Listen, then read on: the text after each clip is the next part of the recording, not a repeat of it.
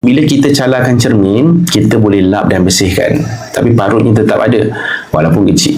Bila orang yang kita lukakan nampak usaha kita pulihkan, mereka akan mula lihat bukan lagi pada parut, tapi pada usaha kita untuk tidak mengulangi kesilapan. So, ada orang kadang-kadang, dia memang tak boleh lupakan pun apa yang kita buat kat dia.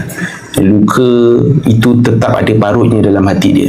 Tapi mungkin dia nampak effort kita, nampak usaha kita baiki, dan kita pun baiki bukan sebab kita nak tunjuk kat dia pun. Allah akan tunjuk cara, Allah akan tunjukkan dekat dia. Bila kita ni ikhlas sungguh-sungguh ni untuk berubah kerana Allah, tak payah try hard sangat untuk tunjuk kita ni baik depan dia. Aku dah berubah tau, aku dah baik tau. So itu adalah perubahan yang nak makan diri kita, sebab perubahan itu kita buat baik bukan kerana Allah tapi kerana manusia. Kita akan mula jadi manusia plastik, kita akan mula fake.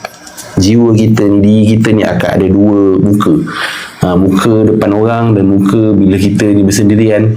Jadi buat baik untuk Allah. Habis tu macam mana aku nak buat baik? Aku macam mana nak tahu orang tu nak tahu aku ni dah jadi baik? Kalau dia tak nampak aku punya effort aku jadi baik, tak payah susah-susah.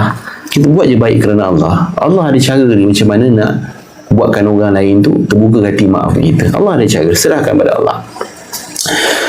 Dan tip healing yang seterusnya, jadi kita setiap malam kita buat reflection, kita buat muhasabah. Adakah aku ada terkasar, terlepas cakap, ataupun aku sakitkan orang tanpa sengaja?